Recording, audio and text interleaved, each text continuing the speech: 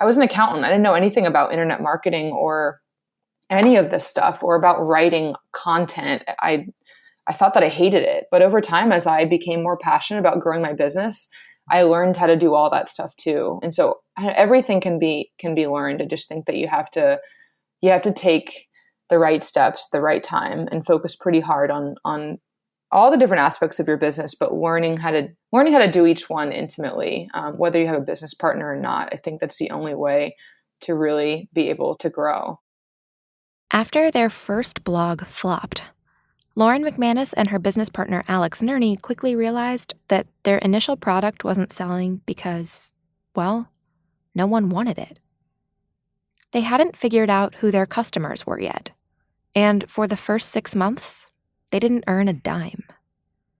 But today, Lauren is here to share how they turned things around in their second attempt. They went back to the drawing board, and they figured out the number one way to drive traffic to their blog. They learned that their customers weren't who they expected. And by 2019, they've grown their online business into 2 successful blogs that earn well over 6 figures a month while Lauren travels the world. Learn how she does it on today's episode of Everything is Teachable.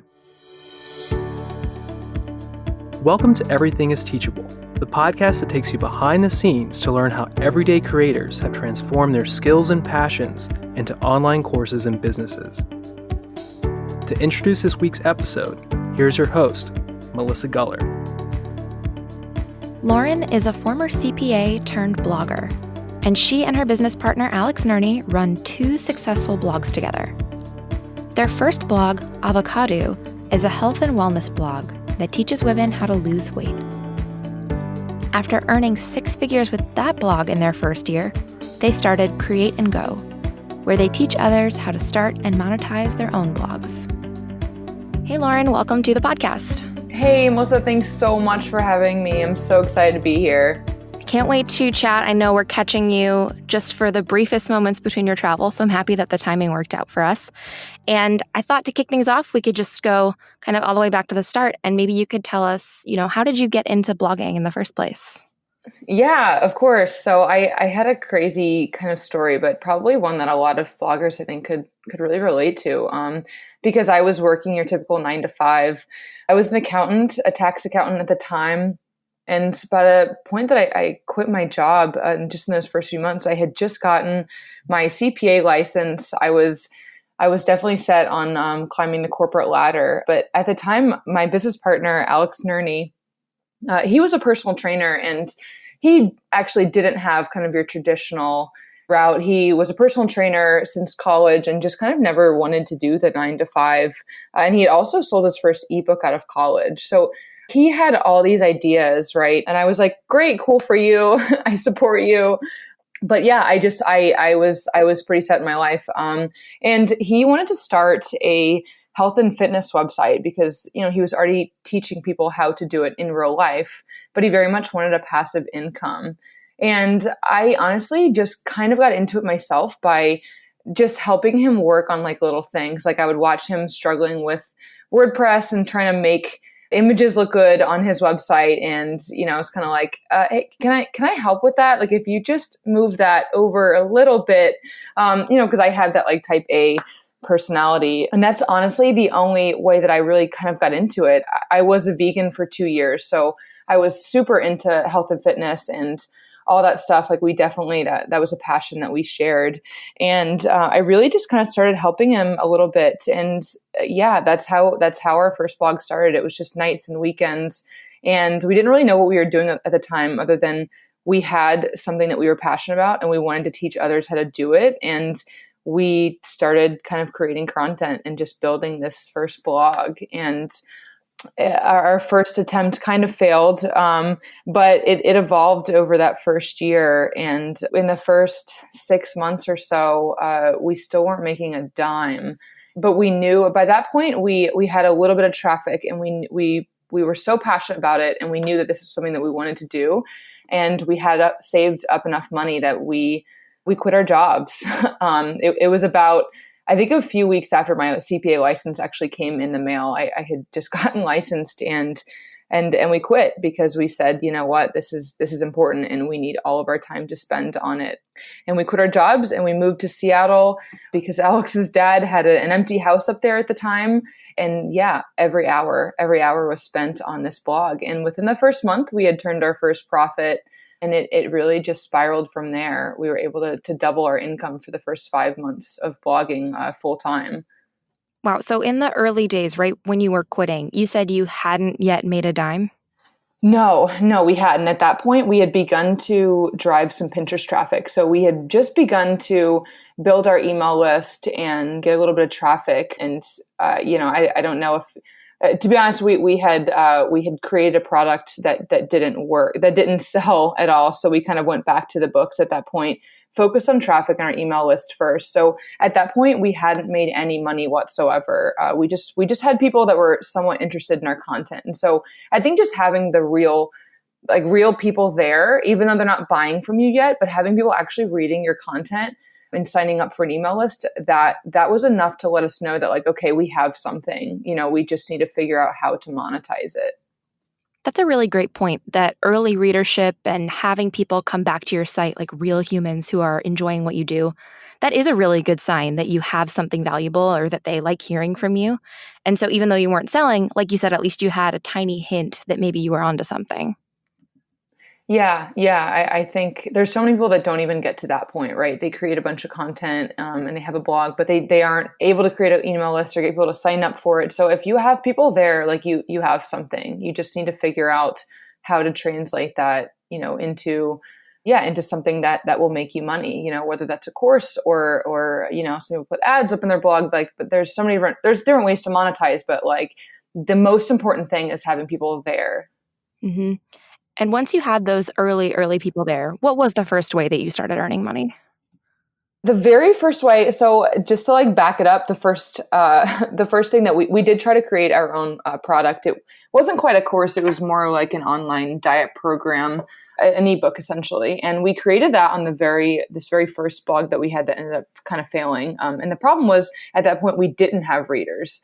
We had just barely begun to start driving traffic and trying to create an email list, but we created a product kind of right off the bat, and we essentially didn't know who our target audience was or what they were interested in. We didn't know anything about them, and we assumed we created products for what we believed people would want, right? Because at the time we were 25 in Dallas and young and trying to be healthy, and that was who we thought we were talking to, right? So that ended up, we created a product, spent the time to build it, and nobody bought it. And so that was kind of what ended up happening with this very first blog. And this is the first 2-3 months of us blogging while we were still working full-time jobs. And we ended up scrapping that. And then we said, we're not going to spend all this time until we have those first few readers, until we can figure out who they are and what they want. And so that's kind of what happened with the second blog, the Avocadu, that we still run today.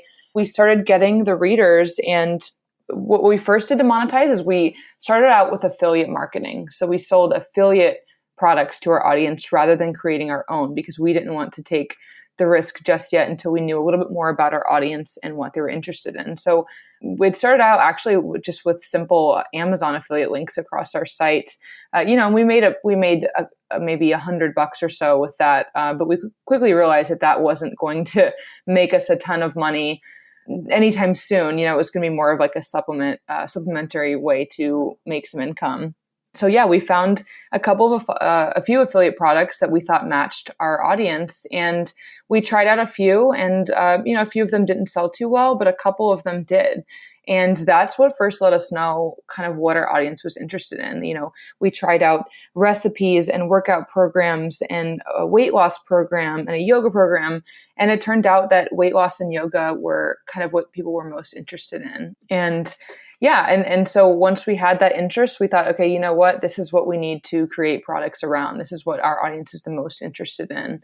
And not only that, but through all this trial and error during this process of building an email list and starting with traffic first, we learned that our audience was not made up of people like us who were, 25 and young and just trying to kind of stay fit. They were actually 40-year-old women who had children and had tried tons of different diets in their lifetime. And, we were able to create this this target customer based on the feedback that we were getting in our content and our email list. And this helped us tremendously when we were ready to actually create that product. Yeah, I'm really curious, maybe for people who are on the more beginner end of their creating process, how did you figure out who your customers were? So yeah, I love this question because it's just so it's one of my favorite things. So email marketing, building the email list was monumental. It was the reason why starting out with that was the reason why we were able to get success that quickly, focusing on traffic and then turning that traffic into subscribers, because that is where all of the testing for all these different ways to monetize. We tried a few different things that didn't work. But having an email list and having the people there, the number one thing that we teach our blogging students to do in our courses is to start building that relationship, but especially just from that very first email, right? That first email that they get when someone opts into your list, just asking a simple question at the bottom, like, hey, how are you? What's the number one thing that you're struggling with when it comes to, insert your niche problem, there. So for us, it was, what's the number one thing that you are struggling with it when it comes to losing weight? Let us know. Like, we'd love to hear from you. And just asking that simple question at the bottom of our email list, we got just a flood of responses constantly. And it wasn't just like, hey, I don't have time to go to the gym. It was, hey, I am 40 years old. I have 2 children. I've tried 5 different diets this year. Nothing is working. I have this sickness or this illness. It was, people wanted to tell us their story. They wanted help, and they wanted to be heard. And from all these responses, we were able to pick up a lot of commonalities between all these people and get an idea of who exactly we were talking to and what they wanted help with. And that helps everything, right? It helps you create a course or a product for these people, but also know how to market that course to those people because you know exactly what they're struggling with. Mm-hmm. And like you said before, it wasn't who you thought. It wasn't people who were exactly like you and Alex. And so imagine if you hadn't done something so simple as asking people what they needed help with. I mean, who knows how stuck you could have been for how long? Yeah, I think as content creators, we tend to project ourselves in everything, right? And it's so important to tell your story and to be a part of your content and what you teach, but you have to be so open to the fact that you could be teaching people that are nothing like you. Alex and I could have stuck with this target market of 25-year-olds, in the phase of life that we had been in. But what ended up happening is that we started driving traffic on Pinterest, and we created different types of content just to see how people responded to it and what would become most popular. And what ended up happening, partly I'm sure because of the demographic on Pinterest too, is we ended up with this audience of people reading our content that were completely different than what we had originally sought out. And you can choose to remain only true to those people that you want to reach, but you could have a much harder time monetizing if you end up with a totally different market that wants something different. And so we were open to that changing. We were interested in helping people, but growing an online business, and one that makes some money. So we did follow where that interest was, and it ended up being something completely different than we had originally thought. But it has opened the doors to, everything that we've achieved since then. I think that's so important and maybe not said enough about online business. You said you have to be open to changing. I think a lot of people see fully fledged online businesses and assume that they've always been that way and that's always how they were intended to be. But I think a lot of them started off much differently and are evolving constantly over time, probably in ways that the creator couldn't have imagined at first. Like you and Alex probably couldn't have imagined what you are working on today back when you first started that initial blog. Yeah, for sure. I know Alex had always had a hope, I guess I would say, maybe a dream of getting into internet marketing in some way because he had sold that first ebook out of college. But it was more of just like, we started with health and fitness because it was what we knew, right? We both had a business in a background in business because I have an accounting.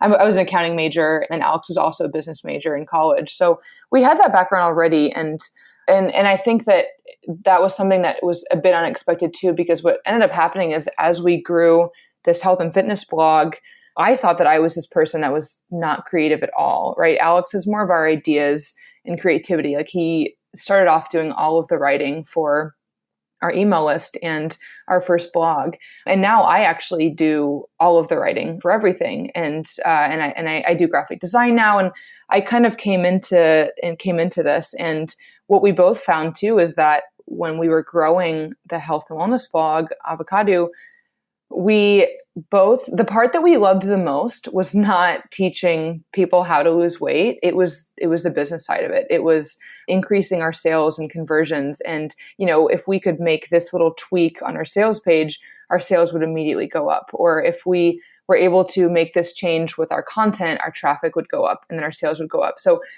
all that stuff is what really we loved the internal parts of it. And that's kind of how Create and Go started as well, is like teaching other people those strategies that we learned to grow our business. And yeah, it all just kind of evolved over time. It's really crazy. Yeah, it is a little crazy to think about online business at all sometimes. Like the fact that you guys started a blog and then it's grown into a couple that we'll talk a little bit about. I mean, stuff like this didn't really happen even a decade ago, which is why I think it's so important to learn more about how people like you and Alex got into this world of blogging, which, by the way, can actually make money if you know what you're doing. Because I think that's a pretty big misconception that, blogging can't possibly earn money. Yeah, I think people, they just don't really understand it. It's just like, oh, so you just like put content out there, and it's like, I run a business. Like it's not like, and there's a lot of people who don't treat their blog like a business. And those are a lot of the people that struggle to really grow it and make money from it. But we try to encourage people from the very beginning to treat your blog like a business. We started out, we invested quite a bit in the beginning. And I don't think that everyone has to do that. And I think it's important that you invest money in the right things. And what happened with Alex and I is that we started a health and fitness website, and we didn't really know that we were bloggers at the beginning, or really we hadn't identified with that term yet because we hadn't really found anyone that was doing it like we wanted to do it. And we didn't really know what we were doing, right? We just wanted to make money online. So we researched everything from webinars to launches. We took courses on things that we didn't need at the time because we hadn't quite identified as bloggers yet. But the important thing, though, is that we did invest money. We invest money in courses to learn more about different ways of monetizing. And we didn't hunt out free software and free information, all hours of the day. Like we spent money on quality information and treating our blog like a business from day one. Like that's the reason why we were able to grow so quickly. And the moment that we did make any money, we were able to immediately double it because of all that investment that we had made up front. And so, yeah, I think it's really important for people when they're getting started to find a person or two or a company or two that they really believe in and that's already doing it successfully, and to invest a little bit into learning from that person. Because if you try to do it on your own or based on free information, it will end up taking you a lot longer. Yeah, I think that's great advice. I mean, I think that's why people buy online courses at all, right? There's this big question, couldn't I learn this for free? Couldn't I just Google it? But the amount of time it'll take, like you said, to sift through so many different options and figure out what works and what doesn't, I mean, that's so much time wasted when you could have spent money and invested in yourself to learn from somebody who really knows what they're talking about. So that's what people want. They want a shortcut to an outcome. Yeah, for sure. And content creators always reserve their best information, their best strategies for people that pay for it. Because for Alex and I, we invested quite a bit of money at the beginning to learn all this stuff. So, for us selling our courses now on everything that we've learned, like that's our way of getting that money and that time back that we invested into our business. I always believe that you can still get there with free information, but it's going to take you a lot longer and you'll get there a lot faster paying for the strategies that people are charging for. Mm-hmm. And speaking actually of all the strategies that you and Alex have learned, I know we've mentioned Avocadu and how that was your first successful site that you grew. I'm curious, at what point did you come up with the idea to start Create and Go? And then maybe we can start talking about that a bit. Yeah, for sure. So we ran the health and wellness blog Avocadu for a year. And we took that for, from 0 to 6 figures in the first year, because once we once we got it figured out, we were really moving pretty quickly. And Create and Go was, it started at the time we had just taken our first international trip. So we were kind of head down in our business for the first year. And then we decided to take our first trip to Nicaragua with a group called the Wi-Fi Tribe, which is the group that I still travel with today. And we were traveling and we were like, oh, this life is just crazy. We can't believe that we are in Nicaragua right now working on this health and wellness blog, and it's paying for us to travel. And we felt just so far from the 9 to 5 in the office and the old life. We wanted to teach other people how to do it. And we didn't exactly know quite what that looked like yet, except that, we knew what really worked for what we had learned with Avocadu over the last year. And so we decided to actually start with Pinterest traffic. The Pinterest traffic to our blog was the biggest reason why we were able to get everything going so quickly, why it started kind of spiraling, because we were able to get a lot of traffic from Pinterest. And that traffic was what allowed us to test out all the different things, to get so many email subscribers on our list, and to test out different products, different ideas, and that sort of stuff. And we wanted to teach other people how to start, kind of with that Pinterest traffic. So the very first course that we created on Create and Go, and we named it Create and Go, by the way, because for us, it was kind of like just to sum up everything that we had done. It was like you create great stuff and then you just go, right? So you create great content and then you go travel. The go was the travel portion. And at the time we thought that we were going to be, these big travel, like we thought that travel would be a huge part of our lives. It's turned out to still be a really big part of my life. But anyway, that was kind of what it started with. And we created the Pinterest course and people loved it. And it was like, but they didn't have any other pieces of the puzzle, right? We had started to publish our income reports on Create and Go, and people wanted to know how we were doing it. And so the very next course that we created was our 6-figure blogger course. And that was on how to create your own online courses. And so that was because our online programs made up the bulk of the money that we made online. So we taught people how to do that. And then we just kind of created other courses from there on affiliate marketing and all the different strategies that we used to our business. And our courses, that's kind of what they're all based around, is really kind of opening up what we learned in that first year to taking that first blog from 0 to 6 figures. So it goes through all the different strategies that we used, what worked, but also what didn't work, what people shouldn't waste their time on. And so, that's kind of what Create and Go is. It's how we've achieved this lifestyle. Mm-hmm. I know you've mentioned Pinterest a few times. I'm curious, maybe without, of course, giving your whole course away, why do you think Pinterest was so successful for you guys compared to any of the other tons of options out there? Yeah, that's a great question because people don't understand Pinterest. They just don't get it. At the time, I think most new bloggers, with our first blog, we created a Facebook account, we created an Instagram account, we created accounts for all the different stuff. And then, you try to post on Facebook or post on Instagram and it's like just crickets, right? You can't just get organic traffic immediately from those sources. And we had actually heard from a company called Digital Marketer. We heard on a talk, maybe 3 years ago, almost 4 years ago now, we heard a talk by them, and they had been experimenting with some niche websites on Pinterest. And I remember what they called it at the time. They said Pinterest is a dumb Google, basically because Pinterest is a search engine at heart, like Google, but the algorithm is obviously not even remotely as complex as Google's is. So you're able to get, similar to YouTube as well, they're less competitive and it's easier to rank for content on those platforms compared to Google.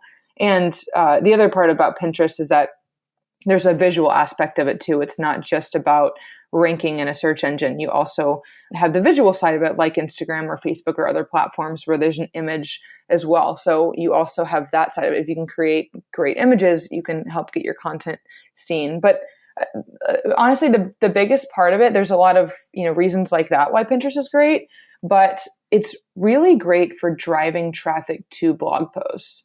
When you think about Instagram, Instagram is really great for building trust and being a face behind your business, right? An insight to your personal life. And it can also be great for e-commerce, but it's very visual. People aren't clicking things. They're not clicking your stuff on Instagram to go to blog posts to read about something long. I mean, it happens, right? But that's not the point. And Instagram's not set up that way. You can't just link a picture. You can't drop a link, a clickable link, in the comments, right? It's not meant for that. The same with YouTube. People love to watch videos, and it's a great place to build trust. You can drive traffic elsewhere, but it's not set up to get people off the platform. In fact, YouTube makes you suggest other videos and things when you do have links, because they want people to stay on the platform. And people that are generally on YouTube want to keep watching YouTube videos.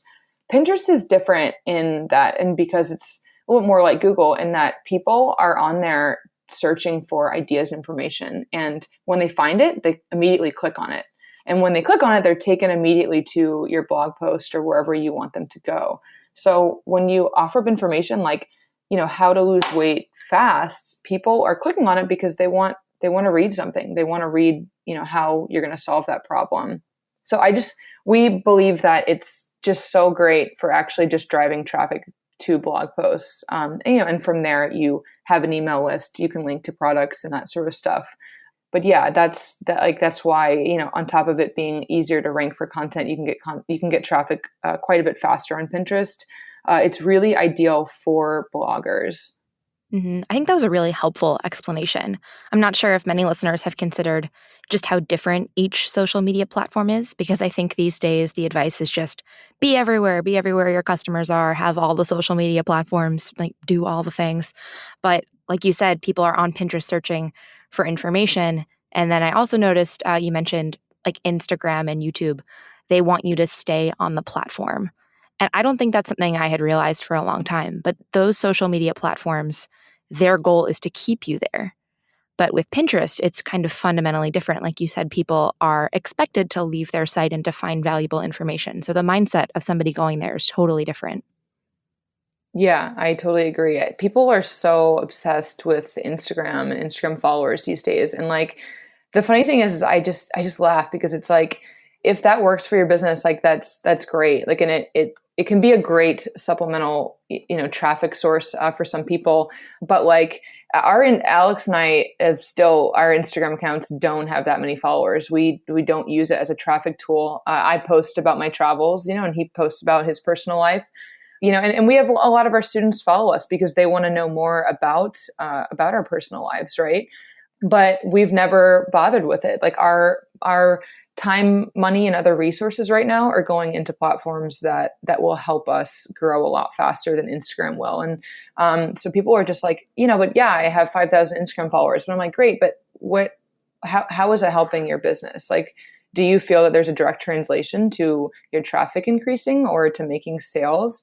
Because if there is, then that's great. Keep pursuing that. But if there's not, then you need to let that go. Let the followers go, because the numbers don't. The numbers on the outside of your social accounts don't matter, right? If it's not translating into traffic on your blog and sales, in your bank account, then at the end of the day, it's not doing you as good as other things that that might be. And so, we really just paid attention to the traffic numbers, and that's still kind of our thought. Is like those traffic sources can be great if they're actually bringing you traffic. But if you're doing it just because it makes you feel good to have Instagram followers, like that's fine, but just know that that's why you're doing it, right? Mm-hmm. That's great advice. I think that the follower count is like what we call a vanity metric. Like it's a number that could look large or could look impressive. But to your point, if it's not actually bringing your business income, then what good is it really serving you? Right. And social proof does matter. I mean, Alex and I ran Facebook like campaigns to our Facebook page, just literally because people do click on your Facebook page. And if you only have 50 followers, they might think that they don't want to invest their money with you, right? Because you aren't as big as you seem or whatever. So social proof does matter for that reason. But yeah, I still believe though, you have to know what the reason is, right? So if you're going after growing your followers or growing your traffic, just make sure you're doing it for the right reasons and it's bringing you the value that you're seeking from it. Yeah, and there's probably an upper limit, right? Like one of our former Teachable coworkers, Morgan, who is wonderful and used to manage our social media, she used to talk about what's the legit number. Like after you hit a certain follower count on any platform, then your business or your profile looks legit. It looks like people would trust you. And maybe you don't need 1 million followers. Who really does? But probably 0 is too few. Maybe, depending on who you are, 5 or 10,000 could be plenty. Right. I totally agree. We ran the Facebook like campaign to get ourselves, up 1,000 or two, and then we let it go. We didn't spend any more money on it. We literally just did it for the social proof. And that was it, So yeah, you have to figure out, you have to know when to invest the time and when to let go and that sort of stuff for sure. Mm-hmm. Well, speaking of your time, I know we've talked about some of your businesses and how they've grown, but I'm also curious about your time outside of work. So, kind of even in the earliest phases, what did your family and friends think about you starting to blog and earn money online? Yeah. So my family and friends were pretty supportive. All things considered, my dad is very corporate and structured, and he wasn't super pumped when I first told him because, again, I had just finished my master's degree, just gotten my CPA license, and worked quite hard for it. And he was like, "Wait, what?" Both my parents are very supportive of following your dreams. My mom more so. My dad is more like, follow your dreams, but like be practical about it. Right. Follow your dreams in the direction of a bank. Yeah, exactly. Yeah. But the one thing though, which I think helped is that my dad, he kind of sailed around the world in the maritime industry before he settled down to the 9 to 5 corporate life and took that corporate. So my dad has seen most of the world already, and he got to do it at a very young age. And, when I told him, Dad, that this is why I want this. I want to be able to travel before I'm 75 and retired. I want to enjoy it now.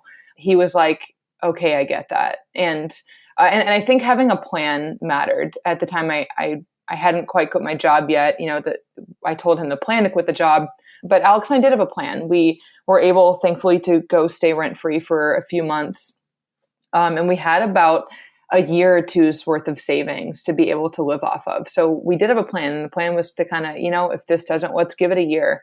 If this doesn't work in 12 months. After quitting our jobs, like we'll go back, because a year out of the regular workforce isn't that big of a deal.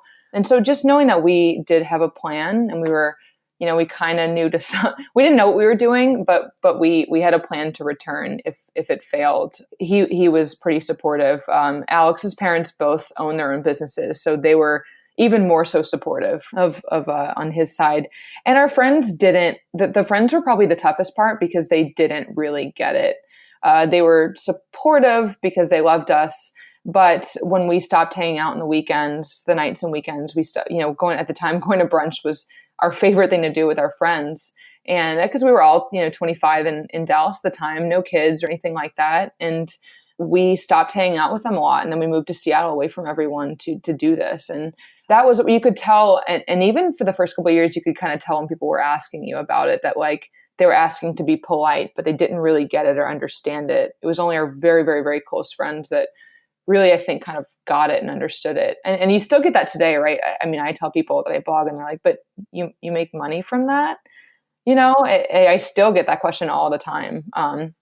So yeah, I think I just tell people like, you gotta know that you're doing the right thing for you and explain it to your family and friends the best that you can. And if they don't understand, you gotta just let it go. Cause I think that the people that are closest to you and love you the most will always support you, and any other negative influence you have just to kind of let go and know that like you're on the right path, Mm-hmm. That's great advice.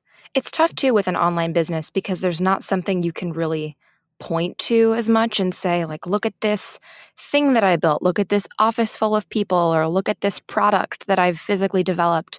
I think it's a lot harder in a lot of ways to prove the worth of an online business and the fact that, to your point, it is a real business and not just a website.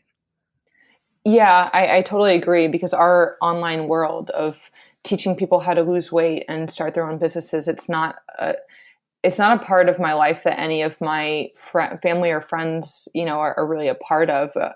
The people that I travel with a little more so because they do work remotely and they kind of understand it a little bit better, but the average person doesn't. And I don't think that people really started to believe that Alex and I were doing anything really of worth or were successful at all until we started traveling around the world, because they were like, okay, well, they have to be making a decent income to be able to do that. So I think that was kind of when people started to begin to understand, for at least us, when we started traveling. That's interesting to hear. But I actually did want to talk about travel. So that's a nice segue, because you've achieved something I think a lot of people crave or dream about, which is the ability to travel the world. The phrase digital nomad, I feel like, is very popular these days. So I'd love to hear more about, like, what is that actually like to be working and to travel around the world? Yeah, it's pretty crazy. It's because I literally got in a flight from Medellin, Colombia yesterday morning. I flew into Toronto, where I am now, and I leave Toronto this afternoon to head over to Lithuania in Europe. And that's just kind of my life right now. And I'm just recording this podcast between that stuff. But it didn't always look like that. Alex and I, travel's been a part of our lives now. It was the first few months after we were able to monetize Avocadu. We took our first trip, and for the first couple of years, it was very sporadic traveling, because I will say that trying to grow your online business while traveling is really difficult. I guess it depends on how you're traveling, but for us, we were traveling with Wi-Fi Tribe, and Wi-Fi Tribe is very much work, kind of 9 to 5-ish hours, like during the week. Everyone has remote jobs and works during the week. But we have a lot of funs in the nights and the weekends together. But at the time, Alex and I were trying to grow our business. And honestly, every hour that we were putting in, we were getting that value back, right? So even taking off nights and weekends to do a lot of fun stuff was difficult for us. It was difficult for us to lead a balanced life, because we knew that if we just kept at it, working really hard for a little bit longer, we could get it to to this next level of making this next level of income, to where we didn't have to worry about our budgets as much, like while we travel. So really what the beginning looked like for us was we would go away for a month, like go to Nicaragua with Wi-Fi Tribe, and then we would get an idea for a course, or there'd be this big next step in our business that needed our time and attention. And we would go back home for 3 or 4 months, and we would build a couple of courses, or content, or take these next steps. And then we would, get home. We would kind of feel that comfortability of being home, and we want to travel again. So then we'd go away for another month or two. And the first couple of years kind of looked a little bit like that. And then this last year, Alex took a trip. He did he did all 50 states in the U.S. And he had already done quite a bit of international travel growing up, whereas I had not really done. My first international trip outside of Mexico and Canada was just a couple of years ago. And so I wanted to do the international route. So we both kind of went on these journeys and traveled for a long time. And I'm still out. I just hit my first official year of travel and living outside of the US about a month ago, at the beginning of July. But only now are we able to do this kind of stuff because we put in so much time to growing our business. Now I can travel without worrying about my budget. And I've hired people to help me run my business, so I don't have to invest every single minute into all these different things. So it has taken us some time to get here. But I watch a lot of people trying to travel as a digital nomad and full time while trying to start or grow their online business. And my advice to them is always to try to find, even if it's while traveling, like go somewhere into some cheap country by yourself and grow your business first. Focus that time, because if you try to do it with a group of friends or in the more distracting environment like I have, it's going to take you far longer and be far more expensive. So it's taken a while to get to where I'm at now, but it's a really, really great place now that I'm here. I think something critical that you've mentioned a few times is the amount of hard work that has gone into this, and that even while you're traveling, like you said, a lot of you are working kind of standard-ish 9 to 5 hours. I think there can be a misconception that online businesses run themselves. It's the whole, you're sitting on a beach and then boom, a sale appears and I haven't done anything at all or lifted a finger kind of mentality. And maybe at this point, after you've put years of hard work into a business, sure, you could be earning sales during the day, but there's been so much going on behind the scenes and actual work hours that it's not just happening with the snap of a finger. Yeah, I agree 100%. In my travel groups, people are always surprised by how much they watch me work, and I do think I work harder than most people that I encounter on my travels. And there's a reason for that. That's why I'm so successful, is because I do put in the work. And we never want to make this lifestyle look easy. I think people look at me and they think that I'm just this travel blogger. From the outside, they think I'm kind of like a travel blogger that just, goes somewhere and puts a piece of content out of, and like that somehow makes me money. And it's like, no, like I have a whole team that I'm running now, and I work a lot to make sure that everything is running smoothly. And it can be very passive if you want it to, but we personally love growing our business, and we love the growth of it, and we love reaching these new levels of success that we had never thought of before. So for us, we would prefer to we both love to work too. I've always been that way in every job I've ever had. I am a hard worker, and now it just so happens that I love what I do too. So, people are like, why are you working this morning? I work on a weekend trip sometimes, and I pull up my computer in the morning because I really just want to see what's going on in my business. Like what's happening, because I really enjoy it. And you can make money while you sleep. But the beauty of it is that you can choose your own hours, right? I would still recommend to most bloggers, like, you need to put in a work in the beginning, more than a 9 to 5 for sure. But you can do it flexibly, right? You can do it while you're traveling. You can do it from home. If you have kids, you can spend more time around your kids. It's a lot more flexible, but it's still a lot of work. Mm-hmm. And it's clear to me, even just hearing you talk about your business, it's obvious that you enjoy what you do. And I think that's so great that not only do you enjoy the topics that we've covered, like online business topics or fitness, but like you said earlier, the actual business of running all of this seems really exciting, and like you've found something that's a great fit. Yeah, for sure. In our business, Alex and I make such a great team because he's more of like our ideas guy and like forward thinker. And I guess because of my background in accounting, I have a very type A personality too.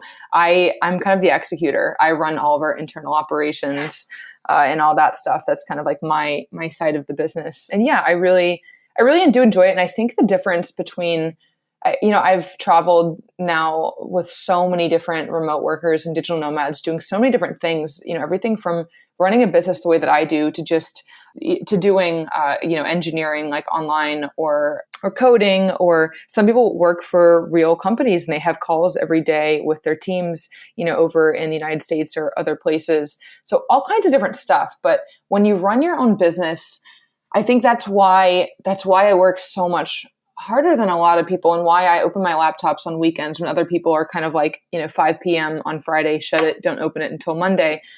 Is because for me, an hour or two, if I'm working on something important like that, immediately provides value to my business, but also to my bank account, right? I'm in control of my income. So when I work more, I make more money. It can lead you down a slippery slope of working too much, for sure. Alex and I have been down that road many times.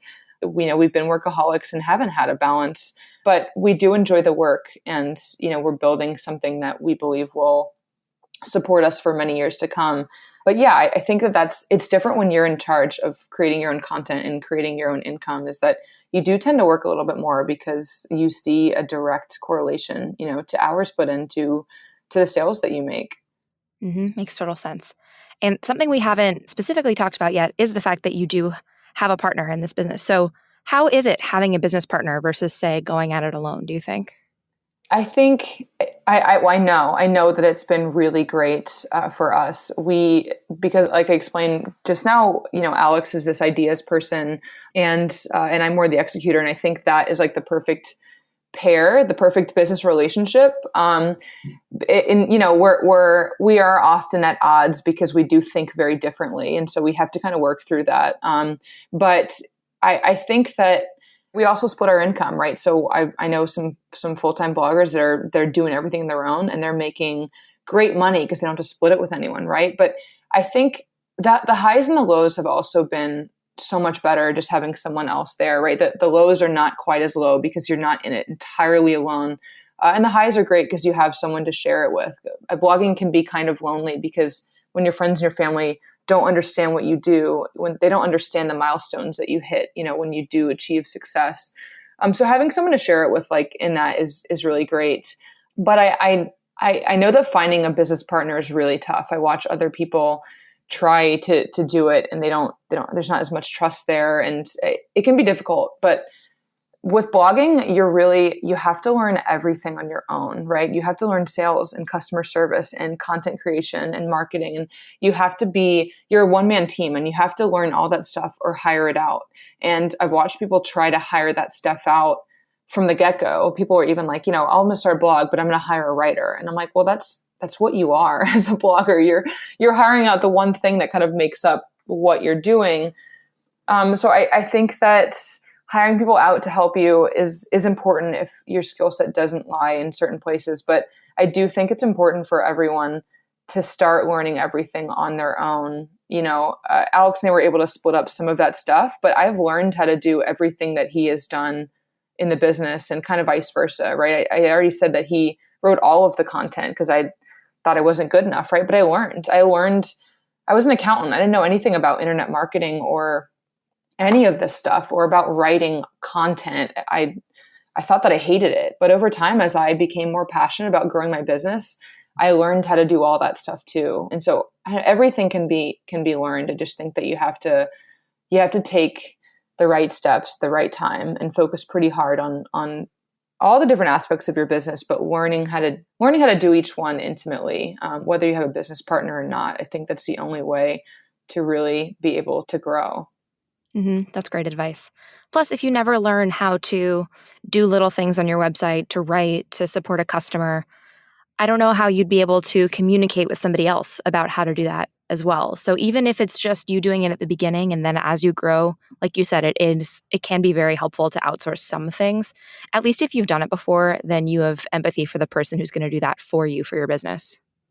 Yeah, I think you have to be able to. I was just having a conversation with my friend in Colombia about this, and he's trying to hire out marketing, because he doesn't really like it or know much about it. But it's, you can hire out marketing, but if it's like someone can be a good marketer in general, but if they don't know your business and your audience, they're not going to be able to market very well to them. That you're going to be the best person to be able to do that. And I think that you have to have some baseline of learning how to speak to your audience through your content, through your marketing, through the products that you're selling. You have to at least have some kind of baseline to be able to kind of manage and outsource that to someone else, but also manage that to make sure that they're doing a good job.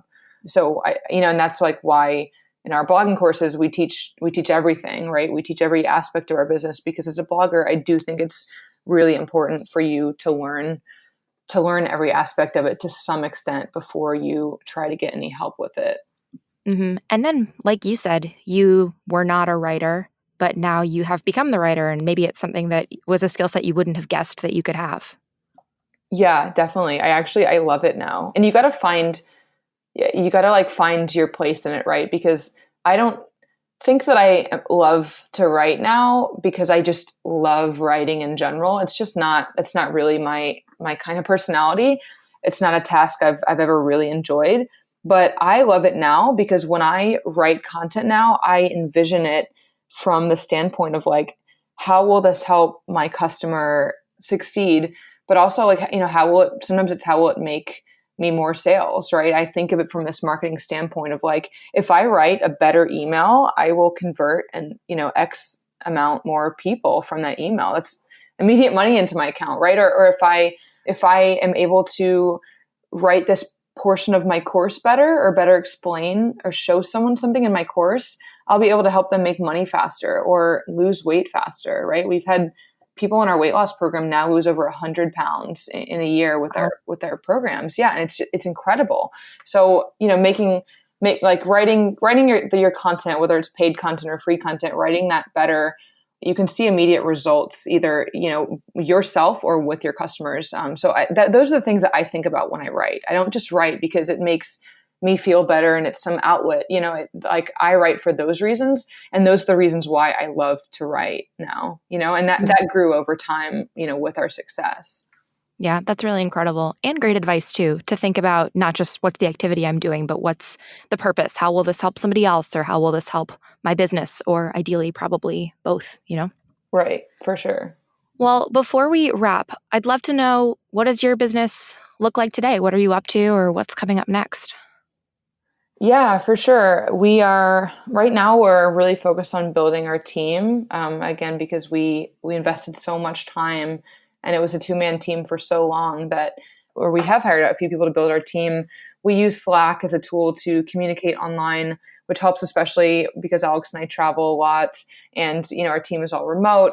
And we use Asana for project management. So now it went from Alex and I texting, emailing, talking, and growing our business that way to, now we have these online tools to manage projects in time, and communication between our team. So we're really focused right now on tightening up all that stuff internally so that Alex and I can better focus our time on the most important things. And for me, that's definitely, I want to be more present. I want to be more present with my customers. I don't want to just be told from the people on my team that, oh, hey, this person got these awesome results, right? I want to have Facebook Lives in my groups. I want to do more like live webinars and stuff like. I also want to do more outreach like this. I want to be able to communicate more with Teachable and with Tailwind and ConvertKit and these companies that I believe in that have been such a monumental help to my success. Like I want to build those relationships out to, show my customers like how important this stuff is to your growth too. So yeah, I've had my head down for 3+ years, growing all the stuff internally. But for me, it's now more of a challenge to actually get out of my computer and have real conversations and be on camera and that sort of stuff. So that's where my focus is right now. And I'm pretty excited about it. Yeah, it is interesting to hear you talk about how you can connect with people more because I think, like you said, a lot of early stages are getting traffic and getting more and more people and building up a certain kind of quantity threshold. But at a certain point, unless you stop and actually start a conversation with people, it can start to just feel like numbers on a screen. But with technology, there's so many ways that you can really feel a personal connection to people, whether it's video, like you said, or just even simple responses to emails these days when people respond to your what's your number one problem. I feel like there's a lot of ways to get a personal touch in. Yeah, for sure. And it's been difficult for me because I had this horrible fear of being on camera and stuff really from the get-go. Alex was always kind of doing our YouTube channel and that sort of stuff. And I hated being on camera. I hated my voice even in our courses. It's been a really hard thing for me to overcome. But, when I first started doing like live webinars with ConvertKit, I was terrified at first, especially because I'd be traveling. My internet connection wouldn't be great. And I was so focused on how I came across to them. And then I would get this feedback that people were like, oh my gosh, this webinar helped me so much. Thank you so much for doing it. And I could tell that they loved that personal connection of like actually finally seeing my face and communicating with them in a different way about their problems. And I realized like, oh my gosh, I've helped so many people through doing this, that's why I'm starting to love it now. And I'm focused less on how I come across or whether my internet connection is perfect because it's life and I travel and it's never going to be perfect. And that to me, that's a way that I'm getting a lot of personal growth now is like getting out of my comfort zone and building these relationships and kind of doing all this stuff. And I really enjoy it. I love my business and I love talking about it. So yeah, I'm really excited. Mm-hmm. It sounds like you have a very exciting, not just few months, but really like an exciting future ahead. And for people who do want to, keep in touch or learn more, where can they find you? Yeah, you can go to createandgo.com. That's our blog where we teach people how to start and monetize blogs. If you're interested in weight loss, it's avocadu.com, like avocado, but with the U. And yeah, we also have a Facebook community that's free. And I would encourage anyone to check out our YouTube channel.